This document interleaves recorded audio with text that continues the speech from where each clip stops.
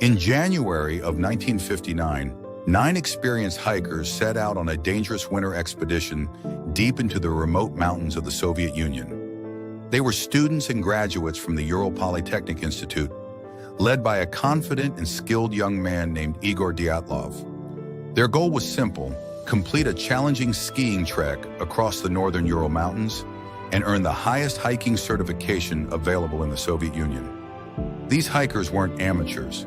They had already survived extreme winter conditions before. But what happened to them on a remote mountain slope would become one of the most chilling and mysterious events in modern history. An event that even today still has no universally accepted explanation. The group traveled by train and truck through the Soviet countryside before finally reaching the edge of the wild northern Ural Mountains.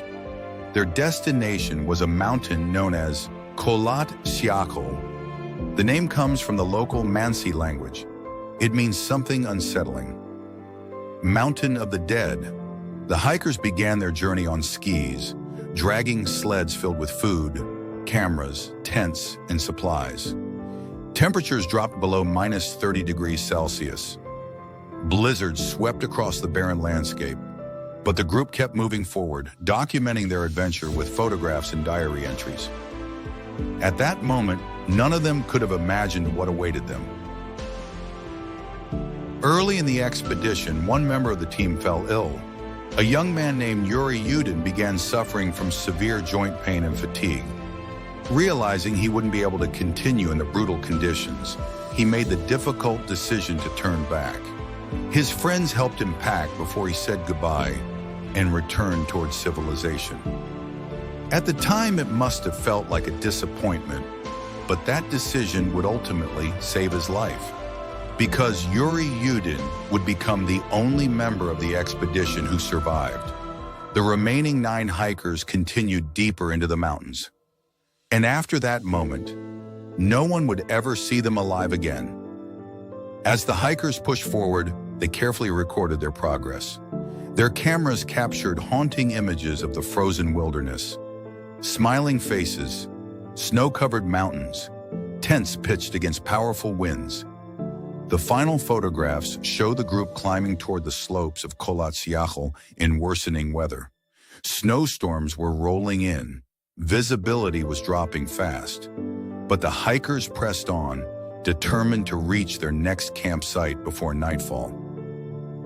This would be the last day their journey was ever documented, the last images ever taken by the 9 hikers, images that would later become some of the most unsettling clues in the entire mystery.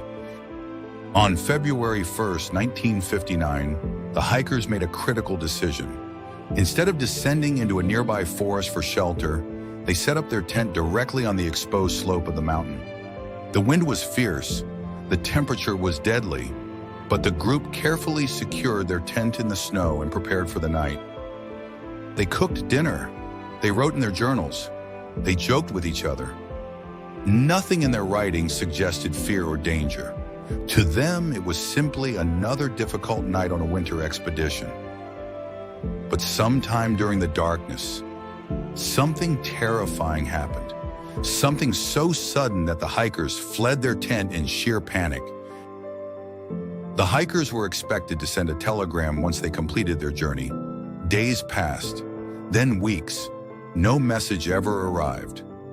At first, no one was alarmed. Winter expeditions often ran behind schedule. But as February turned into March, the families of the hikers demanded answers. And eventually, Soviet authorities organized a search and rescue mission. Experienced volunteers and soldiers began combing the mountains. What they were about to discover would shock everyone involved in the investigation. After days of searching through the brutal winter storms, rescue teams finally discovered the hikers' abandoned campsite on the slope of Kholat Syakhl. At first glance, the scene looked ordinary. But when investigators examined the tent, they noticed something deeply disturbing. The fabric had been cut open from the inside, as if the people inside had panicked and slashed their way out. Even stranger, most of their boots and warm clothing were still inside the tent. which meant the hikers had run into the freezing night barefoot or only partially dressed. Following the tracks in the snow, search teams discovered the first bodies beneath a tall cedar tree.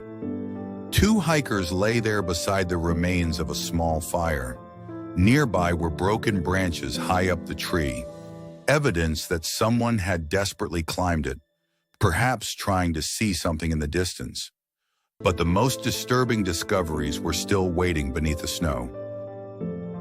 As the search continued, more bodies were found scattered across the mountainside. Among them was expedition leader Igor Dyatlov, apparently trying to crawl back toward the tent before freezing to death. But when the final 4 hikers were discovered months later in a nearby ravine, the mystery took a horrifying turn. Several had massive internal injuries, crushed skulls and shattered ribs, similar to the impact of a high-speed crash. Yet their bodies showed almost no external wounds. One victim was missing her tongue. Even more disturbing, some clothing showed traces of radiation. Soviet authorities eventually closed the case with a vague explanation. They claimed the hikers died because of a powerful natural force. But more than 60 years later, the truth behind the Dyatlov Pass incident remains unknown. And the frozen mountain where it happened still carries its chilling name, the Mountain of the Dead.